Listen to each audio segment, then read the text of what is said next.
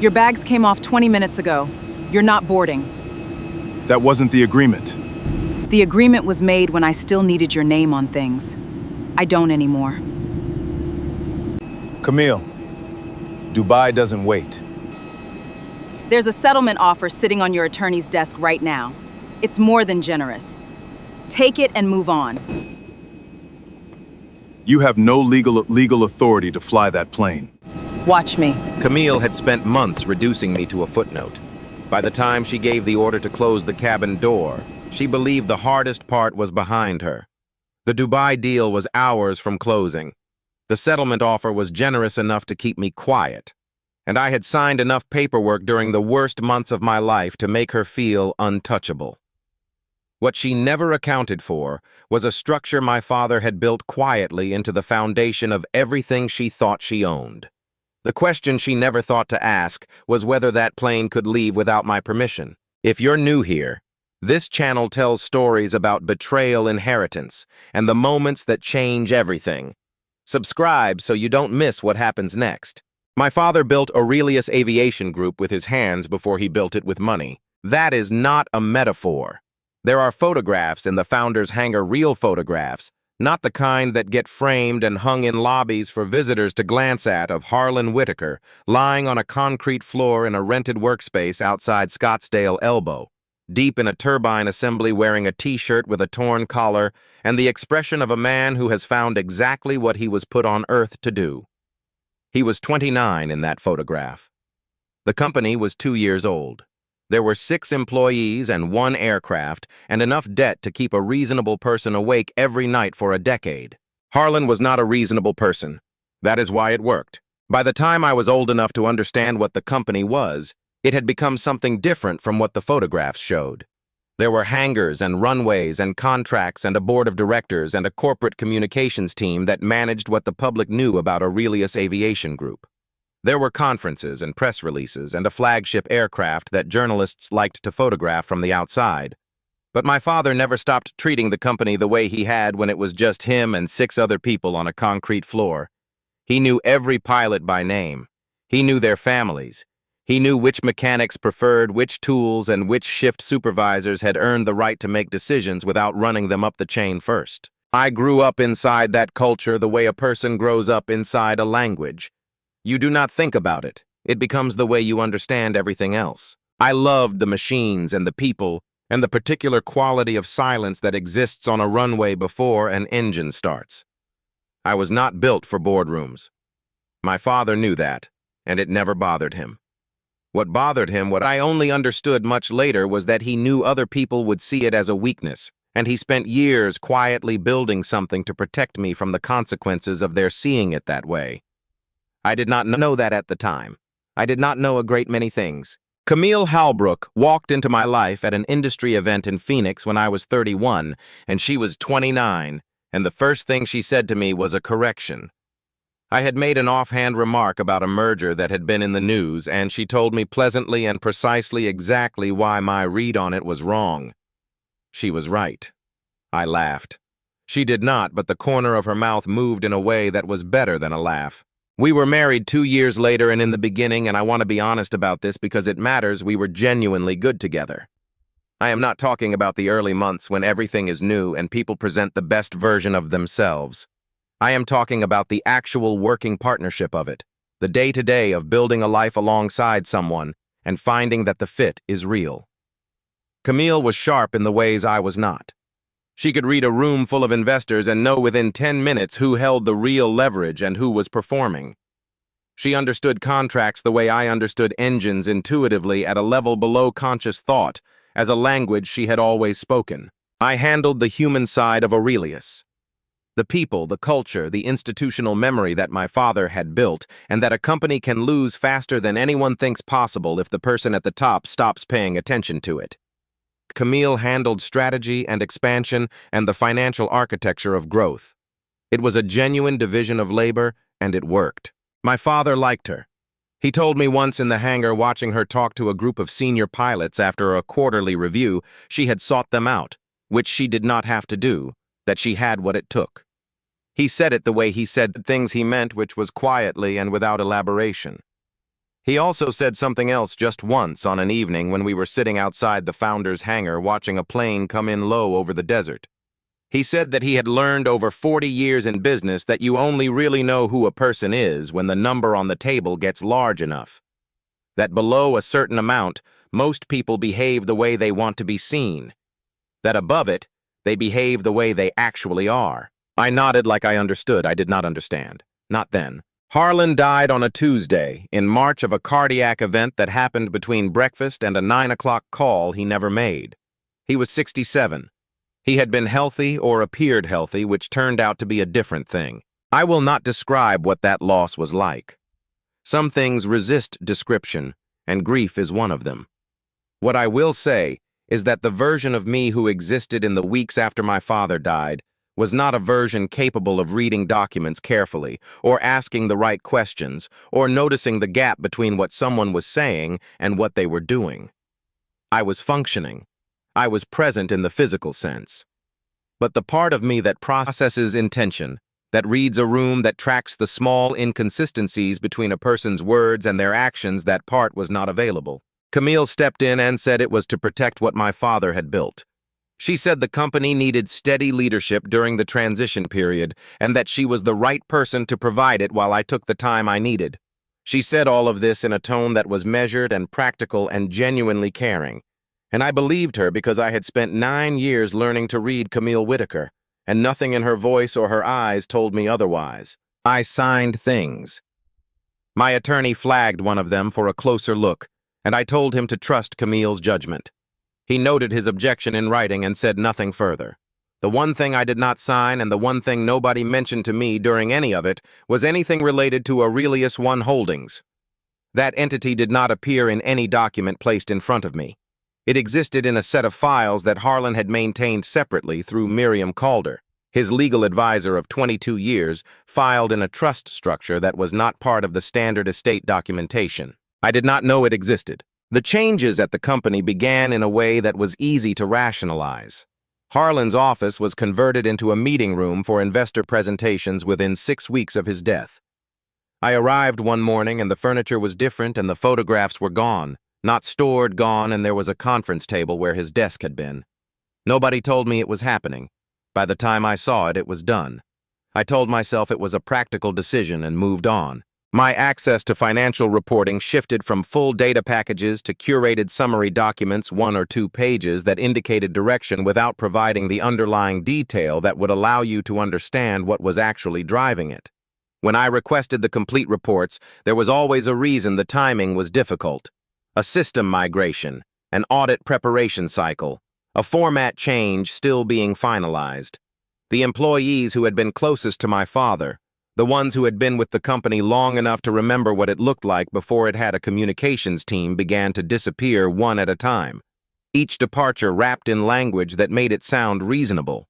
Captain Silas Boone, who had flown for my father for more than 20 years, found me in the hangar one afternoon and told me quietly that he was watching the company change in ways he did not recognize. He did not say it dramatically. He said it the way people say things they need you to understand when they are not in a position to say them directly. I heard him. I held on to what he said and set it next to the other things I was holding and kept working. When I brought the pattern up with Camille, she said that modernizing the leadership culture was a necessary function of growth, and that loyalty to individuals, while admirable, could not be the central organizing principle of an enterprise of Aurelius's scale. She said it thoughtfully with what appeared to be genuine regret, and I could not find a clean argument against the logic of it. Only the feeling that the logic was being used to accomplish something the logic itself did not describe. Blaine Everhart arrived 4 months after my father died. Introduced by Camille as a capital restructuring specialist brought in to lead the Middle Eastern expansion. His credentials were real. I verified that independently, and his professional manner had the specific polish of someone who had spent 20 years in high-stakes rooms and learned to perform confidence so consistently that it had become structural.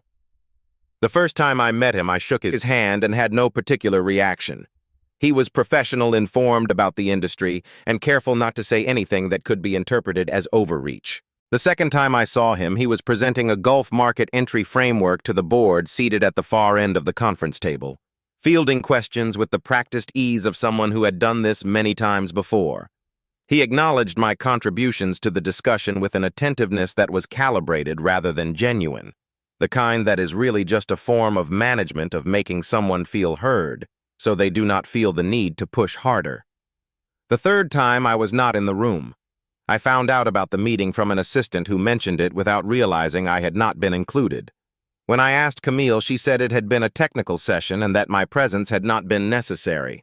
She said it in a tone that indicated the subject was closed. After that, she stopped managing the appearance of things. Overnight trips appeared on her calendar without explanation. Calls ended when I entered a room. Then she brought Blaine to the Aurelius annual dinner, a black tie event my father had treated as something close to a family occasion for as long as I could remember.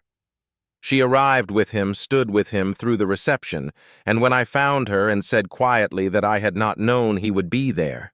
She looked at me with an expression that was not hostile but was completely clear. She had made her decisions, and the conversation I was trying to start was not one she was willing to have.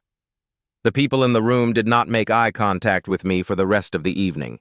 They had already read what was happening and calculated where they needed to be standing when it resolved. I found out about the Dubai deal by standing in a corridor outside a conference room I had not been invited into. A phrase came through the glass wall clearly enough to register. $20 billion. Full acquisition. 60 days to close. When I confronted Camille directly that evening, she did not deny it. She said the company's growth required capital that the current structure could not efficiently provide, and that the terms were favorable, and that the decision had been made by people with the authority to make it. The implicit message was that I was not among those people. Then she told me about the settlement offer. She said I could take the money, step back from Aurelius, and start over. She said it was more than generous. She said if I chose to fight it, the process would be long and expensive and I would lose, and she said this without pleasure but also without doubt. I almost said yes. I want to be honest about that. I had been running low on whatever it takes to hold a position under sustained pressure, and the idea of it simply being over had a terrible appeal that I recognized as the appeal of giving up and did not fully resist. I left the house and drove without a destination until the familiar access road for Founders Hangar appeared in my headlights, and I turned in without making the decision consciously. The lights inside were already on. Miriam Calder was sitting at my father's old work table, the battered one he had refused to replace for 30 years, where the surface still carried the marks of every drawing and calculation he had ever worked through by hand. She did not spend time on preamble. She pushed a folder across the table and waited while I read. Aurelius One Holdings was a legal entity established by Harlan Whitaker 17 years earlier at the time of the aircraft's original acquisition. The entity held title to the Aurelius One aircraft. It also held under the terms of a trust structure Miriam had maintained a controlling voting interest in Aurelius Aviation Group, the kind of interest that could not be overridden by any board vote, any operating authority, or any acquisition agreement, unless the beneficial owner of that trust provided written consent. The beneficial owner was me, had always been me. No vote could remove me.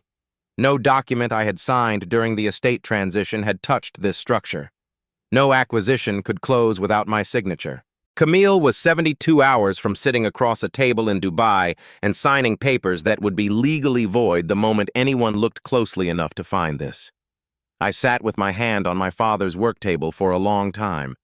Then I made the only decision that felt like the one he would have recognized from me. I was going to stay. The decision to stay did not make me feel strong.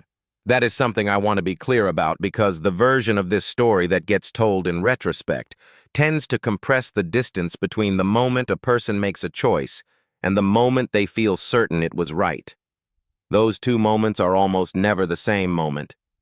I left the Founders Hangar that night knowing what I was going to do and feeling none of the steadiness that the knowing was supposed to bring. Miriam had been precise about what the next steps needed to look like. I could not surface the trust documentation publicly, not yet, because the moment Camille knew I had it, she would engage every legal mechanism available to delay and complicate the situation long enough for the Dubai deal to close under some alternative structure.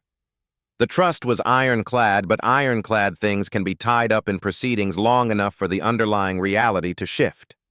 What was needed was a controlled environment, a specific moment in front of the right people where the documentation could not be argued around because the argument would happen too late to matter, which meant that for the time being I needed Camille to believe I had given up. I called her the morning after the founder's hangar and told her I wanted to discuss the settlement. I kept my voice level and tired, which required no performance at all. The tired was genuine. She agreed to meet. She was businesslike about it, professionally warm in the way that people are when they are confident the situation is resolving in their favor. I told her I needed a few days to review the offer with my attorney. She said that was reasonable. We spoke for 11 minutes, and at no point did either of us say anything close to what was actually true, and by the end of it she believed she was watching a man in the process of accepting a loss. Miriam, working through the trust's legal framework, began quietly reactivating the provisions that governed Aurelius I holdings. This did not involve any public filing. The trust structure was self-executing in this respect, which was another thing my father had built into it deliberately. Certain operational authorities that had been dormant reverted to their proper owner. The people who needed to know were informed on a strict need-to-know basis. Captain Silas Boone was among the first. I went to see Silas at the hangar the afternoon before the scheduled departure. He was doing a walk-around inspection of the Aurelius I, moving around the aircraft with the unhurried precision of someone who has performed the same sequence of checks so many times that it has become a form of meditation. When I reached him, I told him what the trust document said. Not everything enough. He listened without interrupting, then ran one hand along the edge of the engine housing in a gesture that was not quite deliberate and not quite unconscious, the way a person touches something they have known a long time when they are thinking carefully. Your father told me once, Silas said, that the aircraft always knows who she belongs to. He looked at the plane rather than at me. I used to think that was a nice thing to say. I don't think that anymore. He went back to his checklist. The conversation was over. I knew exactly what it meant. The encounter with Blaine happened the following afternoon in the main lobby of the Aurelius building. I was crossing toward the elevators when he fell into step beside me in a way that suggested he was doing me a courtesy by acknowledging my presence at all. His tone was almost reflective, as though he were sharing an observation that had occurred to him independently and that he thought I might find useful. He said that in his experience, the hardest thing for people in my position to accept was not the loss itself, but the gap between how they had understood their own significance and how things had actually been structured all along.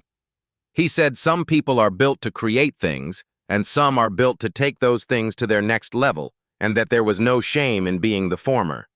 He said he genuinely hoped I would take the settlement and build something that was mine in a cleaner sense. Then he stopped walking and I stopped because he had stopped, and he looked at me with the expression of someone who has already mentally filed a situation under resolved and is only completing the formality of the final exchange. You're a decent man, Jordan. His voice was entirely pleasant. Decent men don't usually win these things, but they land okay if they're smart about the exit. He clapped one hand briefly on my shoulder, the gesture of someone who has determined that the person in front of them no longer requires full attention, and walked away toward the conference wing without looking back. I watched him go. I thought about what my father had said about how you only know who a person is when the number on the table is large enough. I thought about what $20 billion had revealed about everyone in this building who was not Silas Boone or Miriam Calder. Then I went to get ready for the airport. Falcon Crest Executive Airfield sits northeast of Scottsdale in a stretch of desert that has not yet been fully absorbed by the city's expansion, and at night the runway lights have a particular quality of isolation. Two long parallel lines of white extending into a darkness that feels absolute beyond their reach. I arrived an hour before the scheduled departure because Camille had told me we would be flying together to Dubai to finalize arrangements for both the deal and the divorce. I believed she intended the Dubai part. The together part was always going to be something else. The Aurelius one was already on the tarmac, fully fueled, external lights on the air stairs deployed. I walked across the tarmac with my bag and was within 20 feet of the first step when Camille appeared at the top of them. She came down 3 steps and stopped, which placed her at a height that required me to look up slightly to meet her eyes. Behind her, through the open cabin door, I could see Blaine Everhart already settled into his seat with a glass in hand. Your bags need to come off, Camille said. not unkindly. "The way you state a fact that has already been decided and does not require discussion." A ground crew member was already moving toward the baggage cart. My bag came off before I had formed a complete response. Camille looked at me with an expression I had not seen on her face before, not in 9 years of marriage, not in the worst arguments we had ever had. It was the expression of someone who has already grieved something and moved through the grief so completely that the thing being left behind has become an abstraction. This was the version of Camille who had spent a decade learning how to manage outcomes. I was watching her work. I looked past her at the aircraft. Through the oval window nearest the VIP section, I could see Blaine watching us. He raised his glass slightly, a gesture too small to be called a toast, just large enough to be seen. "You have no legal authority to fly that plane," I said. I kept my voice even. Camille's expression did not change. She turned and began walking back up the air stairs. At the top, without turning around, she said, "Close the door." The air stairs motor engaged. The door began to move. The engines spooled up that low initial vibration that moves through the ground before it moves through the air. And then the engines went quiet. Not gradually. They were run, and then they were not. And in the silence that followed, the only sound was the desert wind moving across the tarmac and the faint mechanical tick of cooling metal. Captain Silas Boone came down the air stairs at a pace that was neither hurried nor slow. He was carrying the authorization manifest, the document specifying the chain of command for departure clearance on a private aircraft operating under a charter authority, and he held it in a way that suggested it was relevant to what was about to be said. Camille appeared at the top of the stairs again. Her composure had developed an edge.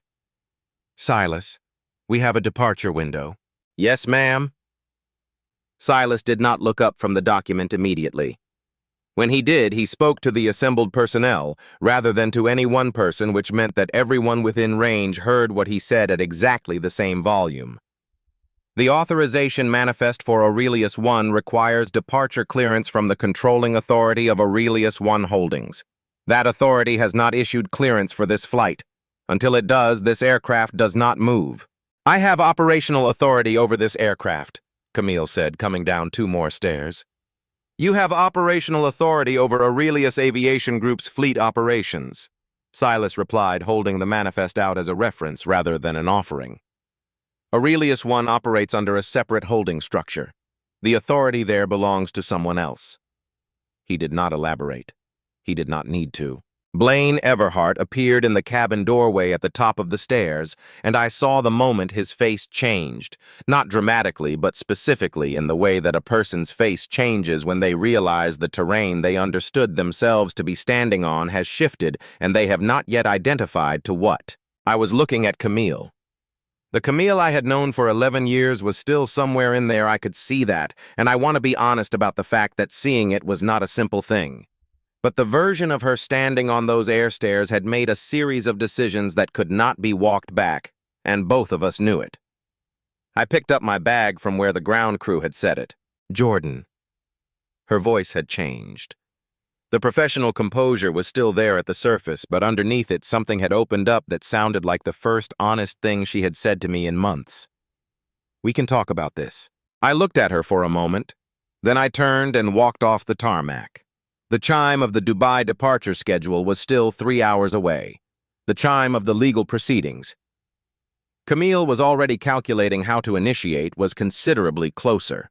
I had bought myself time. What I had not yet bought was the outcome. She moved within hours, which was faster than I had estimated, and about as fast as I should have expected from someone who had spent months preparing for contingencies. The financial moves came first. The accounts we held jointly were restructured before the end of the business day. Credit access tied to the corporate operating accounts was suspended on the basis of a disputed authority filing. Camille's attorneys submitted before midnight. By the following morning, I had no access to liquid assets beyond a personal checking account that predated the marriage and had remained separate throughout it. It was not nothing, but it was not enough to sustain a prolonged legal fight against the resources she had access to. Camille's second move was into the narrative space. She began making calls to board members, to industry contacts, to a journalist who had covered Aurelius several times. The version of events she offered was coherent and internally consistent.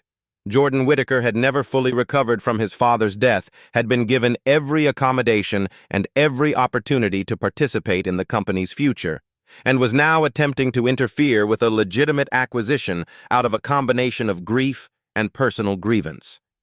She did not describe me as unstable directly. She framed it as concern. Several board members who had been neutral began signaling that they thought the acquisition should proceed. Blaine provided the analytical support for this position by delivering a financial impact assessment to the board, showing the projected cost to Aurelius of the deal falling through. The numbers were real, selected, and arranged to tell a specific story which is different from being fabricated, but functions similarly in practice. 3 board members who had previously been uncommitted shifted. Lenora Holbrook, Camille's mother, was the third move. Lenora submitted a formal statement to the legal proceedings, asserting that Jordan Whittaker had been effectively absent from Aurelius's operational decision-making for the duration of Camille's tenure, and was therefore not a credible steward of a trust carrying the voting authority of a $20 billion enterprise. The statement was offered as character testimony and was designed to provide the factual basis for a petition to have my control of the trust placed under temporary review while the acquisition proceeded. If the review was granted even for 48 hours, Camille's attorneys would find a path to closing the deal under an emergency restructuring provision they had already drafted. I had approximately 24 hours before that petition reached a judge who might grant the temporary order, and then the bottom fell out in a way I had not seen coming. A set of documents appeared in the legal proceedings bearing my signature on an agreement that pre-authorized the acquisition terms and waived my rights under the Aurelius One Holdings Trust. The documents were dated from the months immediately following my father's death. If they were authentic, they changed everything. I looked at the signature for a long time. It looked like mine, the pen pressure, the angle, the specific way I formed the capital letters of my name.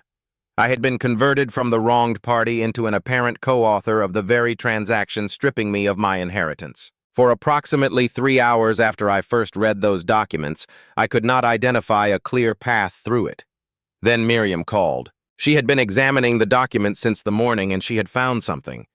My father, she said, had established a personal practice that he passed on to me, starting when I was 15.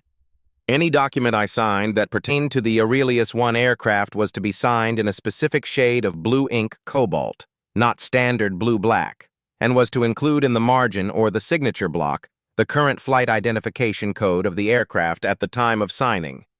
This was not a legal requirement. It was a private convention between my father and me, something he had introduced as a way of making me pay attention to what I was signing.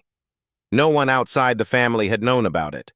It had never appeared in any external documentation. The forged documents were signed in standard black ink. There was no flight code in any margin. Someone had replicated my signature without knowing about the one detail that would have made it hold. The documents were fabricated, and I could prove it. What I needed now was not more legal maneuvering. I needed a room with the right people in it and enough rope in Blaine Everhart's hands for him to do what greedy men always do when they see a deal slipping away from them. I needed him to try to save himself. Greedy men are not difficult to understand. That is not a criticism. It is an observation about predictability, and predictability in the right circumstances is a resource. Blaine had spent months engineering a situation in which he stood to collect hundreds of millions of dollars in fees while simultaneously acquiring controlling interest in Aurelius through a purchase price that had been artificially depressed by his own interference. He had used Camille to access the company, used the acquisition process to strip its value, and used the legal machinery surrounding the estate to neutralize the one person who could stop him. What he had not planned for was the scenario in which the deal died and he was left holding evidence that could be used against him in a federal fraud investigation. Miriam and I spent the better part of a night mapping what we knew about his position. He had been careful, but careful people who are also confident tend to leave one category of exposure unmanaged, the insurance they keep for themselves. Blaine had spent months recording conversations, preserving emails, and maintaining a private archive of financial documentation, not because he intended to use it against Camille, but because he understood that partnerships built on a shared scheme are inherently unstable, and he wanted leverage if she ever turned on him. Miriam had confirmation of this archive's existence from a source inside the transaction who had become uncomfortable with the direction things were heading and had said more than they intended to during a conversation they later regretted. The question was how to get Blaine to bring that archive into a room where using it would destroy him rather than protect him. The answer was his own arithmetic. If the Dubai deal was dead, and with the forged signature evidence now in Miriam's hands, it was effectively dead, Blaine's entire return on his investment evaporated, unless a different buyer appeared. One willing to move faster and pay more, one who needed only to be convinced that the transaction was legally sound. In that scenario, Blaine's archive became a negotiating asset, proof of clean authority documentation of the process, the kind of thing a sophisticated buyer would want to see before committing capital at speed. We made sure he heard about the other buyer through a channel he trusted. The conversation was brief and indirect. A name he recognized, a number that exceeded the Dubai terms by enough to matter, and a timeline that required everything to happen within 36 hours. That window was manufactured. My real legal deadline was 24 hours, and Miriam had already filed a counter-motion that bought us the additional time we needed. The 36 hours given to Blaine was the leash we were handing him. He called Camille within the hour and told her a secondary path had opened. He proposed Founder's Hangar as the location. I had expected him to choose somewhere neutral. The hangar was my father's territory, which in Blaine's calculus meant it was territory he had already won. He had been walking those floors for months, as though the history in them was simply another form of square footage. That was the kind of man he was, and it was in the end the kind of mistake that only that kind of man makes. In the hours before the meeting, Miriam did something Blaine would never anticipate. Through the same inside source who had confirmed the archive's existence, she obtained a full copy of its contents, every recording, every document, everything he had assembled over months of careful self-protection. While Blaine was traveling to Scottsdale, Miriam loaded the complete archive onto the Founder's Hangar presentation system, synchronized with every speaker in the room. When Blaine connected his own drive to the system and triggered playback, he would believe he was cueing his selected cuts. What the room would actually hear was the full, unedited record, every conversation in sequence without omission. He would not realize the difference until it was far too late to stop it. The meeting was set for the following evening. The representatives from the new consortium people Blaine had contacted on 48 hours' notice arrived at Founder's Hangar at 7. Camille arrived shortly after with her attorney. Blaine came last, which was a habit of his I had noticed over months of watching him operate. He always arrived after the room was assembled because entering a room that was already waiting for you was a form of authority he collected deliberately. I was already there. I had arrived an hour early and positioned myself at the far end of the hangar near the wall where the oldest photographs still hung.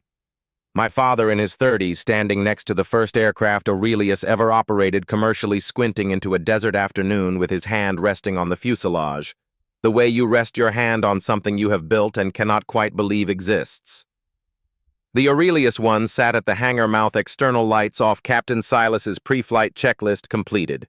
When Blaine walked in and saw me in the chair at the head of the table, the chair that had been Harlan Whitaker's before any of this began, his entrance lost its practiced quality for approximately 2 seconds. Then he recovered and walked to his seat as though nothing had been noted. Camille did not recover as quickly. She looked at me, then at the chair, then at her attorney, and I watched her calculate whether the seating arrangement meant what she thought it meant. She decided to proceed and pushed the primary acquisition documents across the table. "We have a new buyer," she said. "The terms are cleaner than Dubai. Sign the consent waiver and we close within 48 hours. I looked at the documents without touching them. Then I set the Aurelius One Holdings Trust certification on the table oriented so the consortium representatives could read it without picking it up. "You cannot sell what you do not own," I said. "You have never owned this, and the documents suggesting otherwise were fabricated, which we can demonstrate with physical evidence already in the hands of 2 separate attorneys and 1 forensic document examiner." The room went quiet in the specific way that rooms go quiet when the foundational assumption of a meeting has been removed and everyone present is recalibrating what they are actually doing here. Blaine looked at the certification. He looked at Camille. Then he looked at the consortium representatives who were already reviewing the document with expressions that had shifted from businesslike to evaluative. He saw the deal moving away from him, and he made the decision that people like him always make when the exit they planned is no longer where they left it. He decided to leverage what he had and take what he could. He reached into his bag and removed the hard drive, setting it on the table. "Before anyone leaves this room," he said, his voice carrying its familiar, unhurried quality, "I think the consortium needs to understand the full picture of what this process has involved. I've maintained documentation throughout this transaction. I'm prepared to share that record now." He connected the drive to the room's presentation system. He clicked play, believing he was cueing the portions he had selected, the pieces that framed him as a thorough professional, and Camille as the primary authority behind every decision. What played was everything. Camille's voice came through the speakers first from a call recorded 7 months earlier, describing in specific operational terms how to replicate my signature on a document that would appear to authorize the acquisition terms. She was precise about it. She knew my signature from 9 years of watching me sign things, and the instructions she gave were detailed enough that the forgery had come close to working. The recording did not sound like a woman being coerced or misled. It sounded like a woman who had thought carefully about something and decided to do it. Blaine's own voice followed from a separate recording, explaining to a financial associate the strategy he had employed to suppress Aurelius's asset valuations over the preceding 18 months. The methodology was specific and deliberate, structured debt pressure applied to particular subsidiaries, timed information releases that affected market perception of the company's growth trajectory, a coordinated narrative around leadership instability that had reduced what an independent buyer would pay by an amount he estimated at between $1.2 and $1.8 billion. He described this with the satisfaction of someone recounting a well-executed piece of work. A third recording covered the financial arrangements, secondary accounts, the routing of the fee structure in a way that did not appear on any document filed with the consortium, the mechanisms by which Blaine would receive compensation that no party to the official transaction had been told about. The consortium representatives were not moving. One of them had taken out a phone. Another had opened a legal pad and was writing faster than deliberate note-taking. Then the last recording played. Blaine had made this one himself 4 months earlier in conversation with someone familiar with the transaction from the outside. He had kept it as protection against Camille evidence that she was the primary actor if he ever needed to demonstrate distance from the scheme's origination. The conversation covered Camille's reliability as a partner, her motivations, and the usefulness of those motivations for the purposes of getting the deal closed. And then in his own voice, recorded by his own hand, that once the acquisition closed and the fee structure was settled, any arrangement Camille believed existed regarding a continued partnership in the restructured entity was not something he intended to honor. That she would understand this when the time came. That there would be very little she could do about it. The room was completely still. I looked at Camille. She was looking at Blaine with an expression I had never seen on her face before in 11 years of knowing it. It was the expression of someone who has just heard the precise terms of a transaction they were never supposed to know about, the one where they were the commodity rather than the buyer. She had spent months dismantling her marriage, forging legal documents, and maneuvering against the company her father-in-law had built over 40 years in partnership with a man who had recorded himself in his own voice, describing her as a managed asset to be discarded after closing. The lead consortium representative ended a call, walked back to the table, and picked up his documents without sitting down. He said his group was withdrawing from the transaction pending a legal review of the materials that had been presented. He said this to the room rather than to any specific person in the measured tone of someone who has been in difficult rooms before and knows that the most important thing is to leave cleanly. The other representatives followed him toward the hangar door. The $20 billion acquisition died in approximately 90 seconds between the end of the last recording and the closing of the hangar door behind the last consortium representative. Blaine left without speaking. At the hangar entrance, he stopped for a moment with his hand on the frame, and I thought he was going to say something. The last word instinct of a man for whom exits are a performance. But he looked at the Aurelius one sitting on the tarmac beyond the hangar mouth, and then he let go of the frame and walked into the dark without turning back. Camille did not leave immediately. Her attorney stepped outside to make calls, leaving the two of us in the hangar with the photographs and the aircraft and the 40 years of work that had produced it. The overhead lights were industrial and honest, the kind that do not soften anything. Camille sat at the table with her hands flat on the surface and looked at nothing in particular for a long time. I picked up my bag from the chair beside the door. I was at the hangar entrance when she spoke. I knew it was wrong. Her voice had lost the calibration that had been in it for months. It was just her voice, the one I had known before all of this. I knew from the beginning that it was wrong. I want you to know that I knew. I stood at the door with my bag in my hand and the desert air coming in from the tarmac. That makes it harder, not easier, I said. She did not respond to that because there was nothing to respond to. It was simply true. I looked at her across my father's hangar, across his work table and his photographs and everything he had built, and I understood that a thing can be genuine and also insufficient, that people can love each other genuinely and still be capable of what had happened in this room over the past 8 months. The settlement offer is withdrawn, I said. My attorneys will be in contact about the divorce proceedings. The terms will be fair. I'm not interested in anything that isn't fair. I walked out of the hangar. Camille remained at the table. Captain Silas was standing at the base of the air stairs when I crossed the tarmac. He had the pre-departure tablet in hand and the calm efficiency of a man who has been waiting for this specific departure for considerably longer than the past hour. He looked at me with the same expression he had worn at Falcon Crest when he shut the engines down and read from the authorization manifest. Not satisfaction, not vindication, just the quiet acknowledgement that things had resolved the way they were supposed to. I went up the stairs. Silas followed and pulled the door closed. Through the window as we taxied, I could see the mouth of Founder's hangar. The light inside was still on. I could see Camille standing in the opening, not on the tarmac, not following, just standing in the place where the inside of the building met the outside world, watching the aircraft move away from her. I had stood in almost exactly that position on a different runway 2 nights before. The symmetry was complete, and I did not feel anything triumphant about it. It was just the final position that everyone in a situation like this eventually finds themselves in, the one that tells you where you actually stood all along, once all the performed versions have been stripped away. The engines built to take off power. The runway markers moved faster and then disappeared beneath us, and the lights of Scottsdale spread out in every direction below. The legal proceedings that followed were not simple, but they resolved in the direction that a clear paper trail tends to produce. Blaine Everhart became the subject of a federal fraud investigation within 6 weeks of the Founder's hangar meeting, focused on the market manipulation strategy he had described in his own recordings and the undisclosed fee arrangements that constituted a textbook breach of his fiduciary representations to the consortium. The recordings he had intended as personal protection became the primary evidence against him. Camille lost her operational authority over Aurelius Aviation Group when the board reviewed the forged signature documentation and the full record of what had been done with the operating authority granted during the estate transition. The divorce proceeded and was as I had told her it would be fair.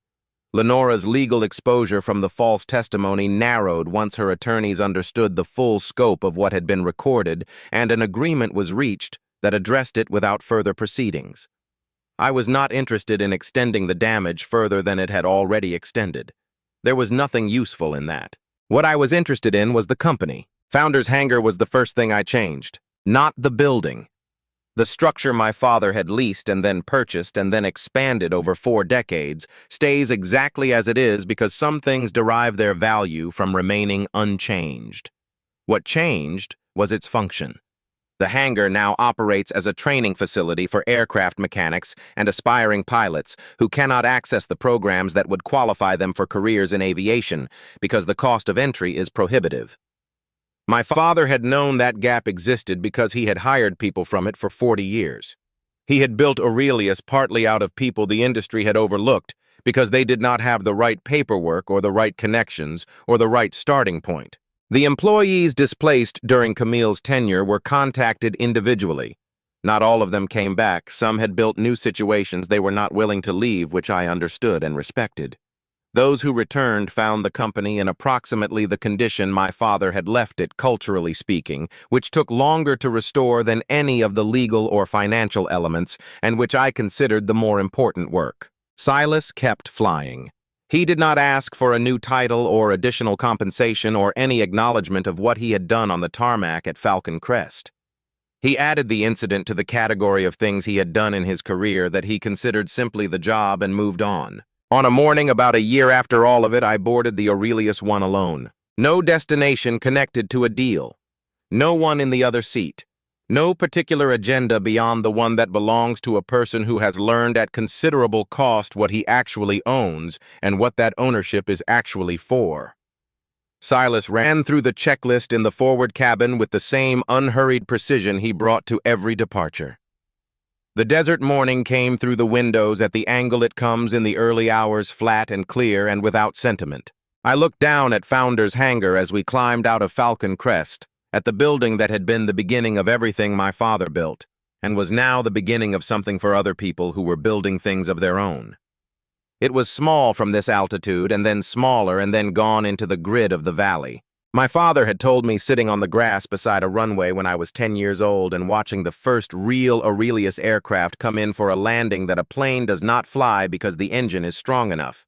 It flies because it knows where it is going. I had thought that was the kind of thing fathers say to children to make the world seem more organized than it is.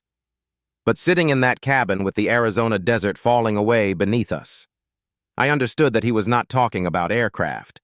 He was talking about the thing that keeps a person moving forward when the conditions are actively working against forward motion. Not certainty that the destination will be what you hoped, but the clarity of knowing that you are the one doing the choosing. Being left on a runway does not mean you have lost. Sometimes the people who walk away from you are walking away from the only thing that was ever going to hold them accountable. And sometimes the most powerful thing you can do in a room full of people who have decided you no longer matter is simply to know something they do not, and to wait with the patience of someone who has nothing left to prove for the moment when knowing it is enough. Kindness is not the same as weakness, and the people who mistake one for the other tend to find that out at exactly the wrong time. If this story meant something to you, share it with someone who needs to hear it, and if you want more stories like this one, subscribe. Every week there's another one waiting. The engines are steady. We're not done yet.